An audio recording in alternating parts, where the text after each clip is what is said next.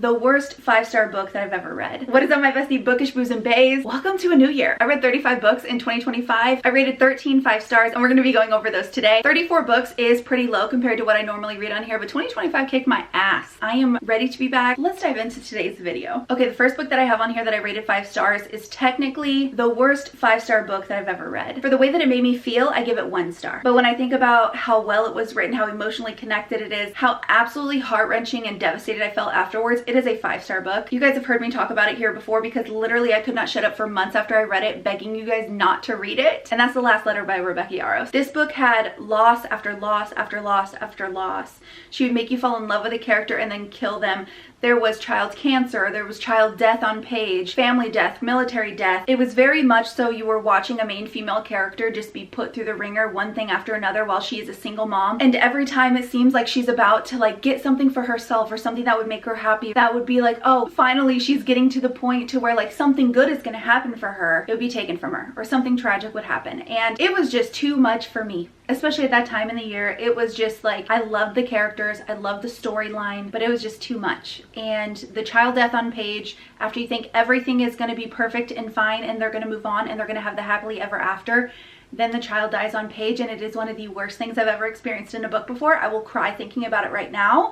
A year later, while it was a 5-star, it is a 1 star in my head, and I don't recommend anybody read that one. Now after that, I got put in the worst book slump of my life, and yes, it was the first book that I read in 2025, so I was in a really bad place. So then I needed something to help get me out because I truly just didn't ever want to read again after that. And luckily, I found Viciously Yours by Jamie Applegate Hunter. This book is so unserious. It is a romantasy, but it's like very minimal world building, super possessive man. So much so there's a scene in this book where another woman touches him and he cuts off that part of his arm because no other woman's gonna touch him except for his mate. That type of ridiculousness. He is overbearingly jealous and territorial. At 13, your mate's name is whispered into your ear, but you don't know who they are. It turned out that his mate happened to be human in the human realm, so he starts sending her letters every year, sending her gifts on her birthday, which there's a jealous female in this book that makes him send some terrible gifts. And I mean, it is just like so short. It's like novella size. So funny. I literally laughed out loud multiple times just at the audacity and the insanity that happens in this book. It is very unserious. You need something that is just going to be a good time. This is a good time. After that, I was ready to go, and thank God, because what came next was Onyx Storm. I don't think you need to ask me how I feel about that book because I'm a ride or fucking die for the entire Fourth Wing series.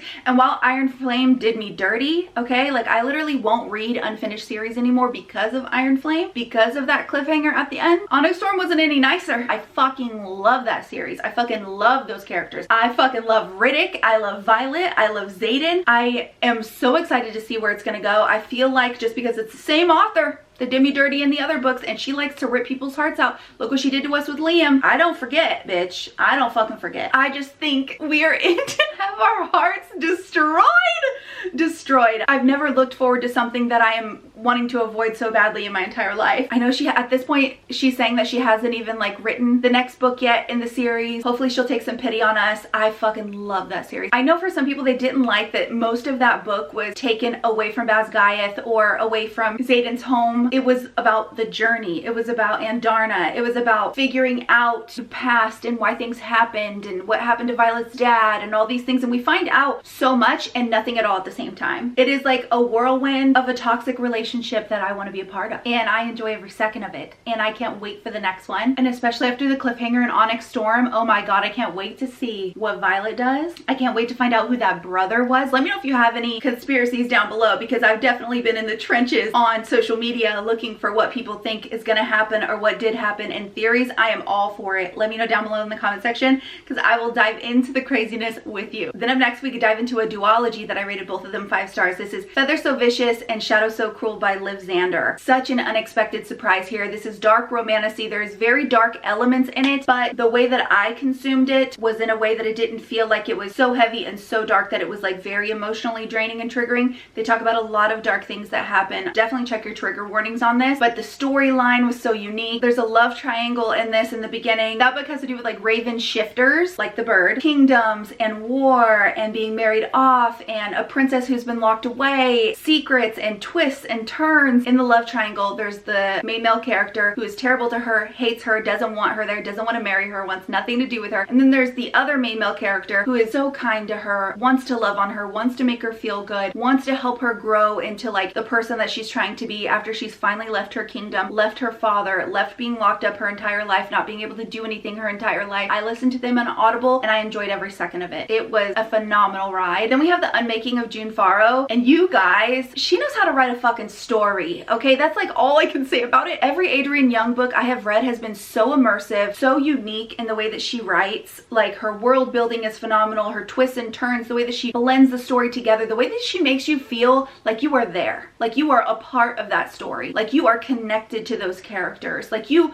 are fighting for the truth and trying to figure out what's happening and rooting for these people. And Unmaking of June Farro has to do with time travel and family secrets and love, and there's like some spooky elements to it, and it is one of the most unique books I've ever read. It's one of those books you want to go in blind reading. The resolution at the end just had me feeling like, oh my god, that felt so good that it ended that way. Such a wild ride. Then we go into Left of Forever by Tara DeWitt, and this has got to be my favorite romance book I read all year. Like hands down, without a doubt, I was totally immersed into this book, into these characters. This is an author that knows how to write real people and real shit and make you feel like it's real life. That makes you so connected to the characters that you're like rooting for them from day one. In this situation in Left of Forever, these characters are divorced, right? And they've been divorced for like 5 years at this point. Well, they have a son that they had when they were much younger. Then they got divorced. Well, the thing is neither one of them actually wanted to be divorced. It was a situation of life events that happened, and it just kept dragging down their relationship, and they lost sight of how to communicate with each other in the process. And the book starts when they are going on a road trip to take their son to college. It's the story of them deciding if they can fall back in love or work out what happened to see if they can end up back together. She's a baker, he's a firefighter. Then we get to Mate by Ellie Hazelwood. This is her second book. The first book in her series was Bride, and then it went into Mate. This was such a fun time, wild ride. This was the first time I had been like exposed to werewolves and nodding and all the things in like the werewolf universe, and I'm here for it. I loved it. I read Bride first, which is like werewolf and vampire, right? And I was like, okay, I'm digging this. I like this because I'm a vampire girly, down with the vampires. And then I was like, let me go into the next one. And then the next one had a broody dick of an MMC, had a strong, capable FMC. It's like forbidden and you can't, and it would ruin everything for you to love each other. And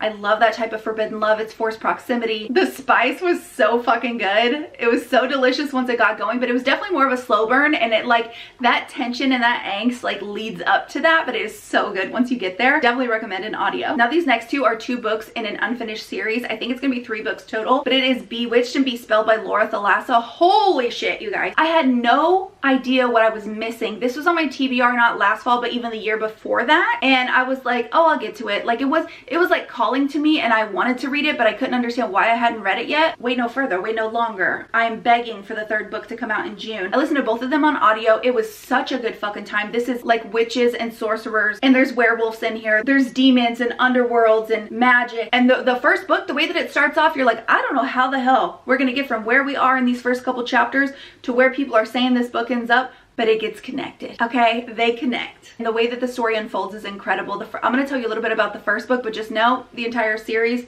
banger. The entire thing, I rated both books 5 stars. It was my entire personality for a week, and I cannot wait for the 3rd book to come out. I'm literally like foaming at the fucking mouth. The first book starts off with the main female character, and she's a witch, right? She's been trying to get into this freaking witch college for years. They've denied her like 3 times. Well, finally she's at this board and she's fed up, and she's like, what the hell do you guys want from me? What do you want? I've done everything. I have tried to do everything to get into this witch's college so that I could expand on my abilities to be a witch, and you keep denying me. What do you want? Someone finally speaks up, and they're like, well, first you need to get a familiar, which is like an animal counterpart to her magic, right? They have like a little connection up here. Secondly, you need to go on a magical quest. She's like, how the fuck am I gonna do that? right? She goes back home, she's drinking away her sorrows, she gets drunk, and in her drunk stupor, she decides to book a trip to the Galapagos Islands, drains her entire bank account to book this trip, wakes up the next morning, is like, I can't believe I did that, but here we go, off to the Galapagos Islands, gets in the plane, is flying to the Galapagos Islands, all of a sudden she's on the plane and she starts hearing a man's voice in her head. If you're a witch or supernatural of some kind, each witch's magic puts off a color, but only other supernaturals and witches can see these colors. Her color is orange, it's like a pale orange color, it's very pretty. She starts hearing a man's voice call her in her head, and she's like, what the fuck? And she's on this plane in the middle of the sky on the way to the Galapagos Island. All of a sudden she starts seeing this navy blue magical smoke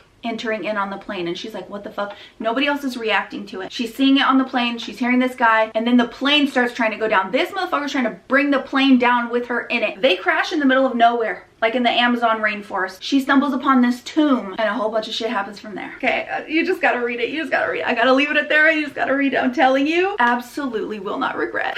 Maybe I need to read it again. Then we get into The Night Prince. This is the second book in the Wolf King. I think it's gonna be a trilogy. So The Wolf King's the first book. The Night Prince is the second book. I like The Wolf King. Love them both on audio because these motherfuckers have Scottish accents. Love that. The Night Prince, it was phenomenal. There's just something about what is going on in this series that just has me hooked, especially finding out like some of the truths and all the secrets that are coming out and all the people that are connected and the shit that happens in the end of this The Night Prince. It was like a whirlwind, to say the least. Okay, I can't tell you anything about that book because it will spoil things for the first book if you haven't read it, but just know the second book is even better than the first. Do it in audio, thank me later. And then the last book I rated 5 stars in 2025 was Phantasma. Why did I wait so long to read this one either? I don't know, I couldn't tell you. I did this on audio too. Absolutely phenomenal. Read it in 24 hours. This was a whirlwind of a good time. The storyline, it was fast paced, twists and turns at the end. The smut was fucking incredible. The trials aspect, the spookiness aspect. This takes place in New Orleans and their mom ends up randomly dying one day and her younger sister ends up joining this game that's called Phantasma. And if you win Phantasma in these multiple levels of trials, you end up getting a favor from like the head demon to grant whatever wish that might be for you. Her sister decides to leave in the middle of the night and go join this. Well, the older sister finds out, who's the main female character, she ends up going to join Phantasma too. It unfolds from there. I mean, there's family secrets in this. There is a huge twist at the end. There is incredible spice, incredible banter and tension. The trials themselves were like freaky and spooky, and there's definitely gore in this, so if that's not your thing, this might not be for you, but it was incredible for me. I enjoyed every fucking second of reading that book. There's really nothing more that I can say other than it was such a good time. That's it for the books that I rated 5 stars in 2025. I can't wait to give you a phenomenal list this year. Please comment down below your favorite book that you read in 2025 because I am adding them to my TBR. That's it for this one. I'll see you in the next one. Bye, besties.